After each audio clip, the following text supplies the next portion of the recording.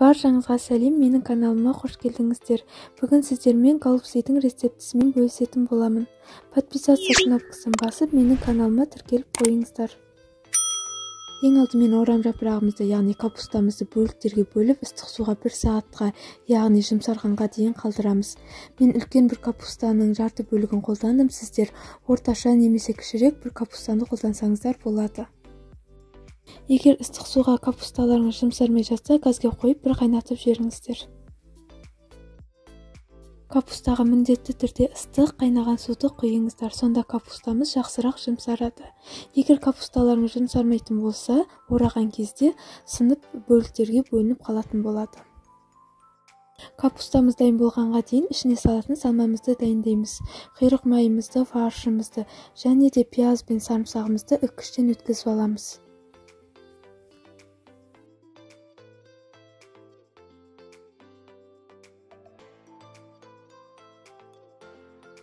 Сосын 2-3 ас қасық суымызды, дәміне қарай тұзымызды, бұрышымызды және де жартылай піскен күрішімізді салып, барлығын жақсылап араластырамыз.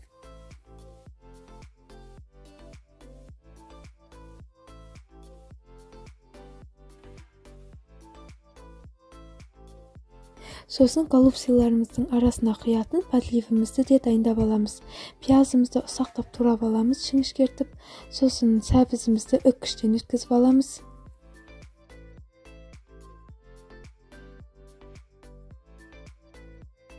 Сосын табамызға сұйық майымызды құйып, пиязымызды жұмсарғанға дейін қуырып аламыз.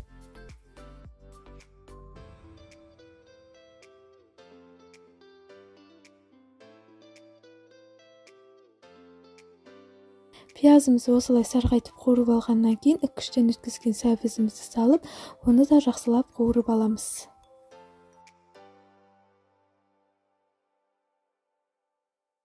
Сосын сарымсағымызды, дәміне қарай тұзымызды, бұрышымызды, томатымызды салып, 4-5 минут тағы да қуырып аламыз.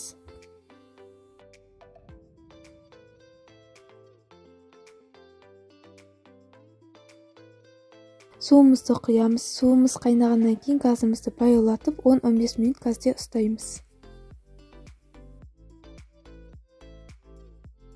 Капустамыз жұмсарып дайын болғаннан кейін арасына салмасын салып, видеодағыдай ораймыз. Мен голубцидың формасын жеуге ыңғайлы болу үшін кішірек етіп жасадым. Ал сіздер өз қалауларыңызша жасай берулеріңізге болады.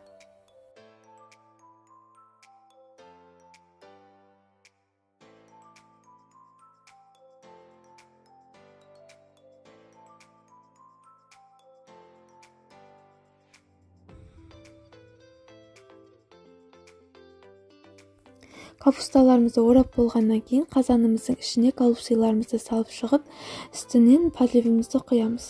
Сосын тағы да 2-ші қабат голубциларымызды салып, қалған подливімізді құйып, бетін жауып, газға қоямыз.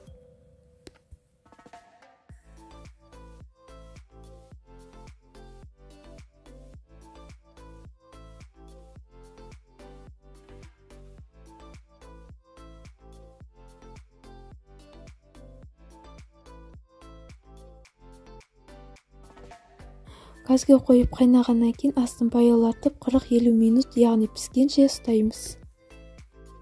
Егер тұзы аз болып жатса, дәміне қарай тұз, қара бұрыш қосып жіберсеңіздер де болады.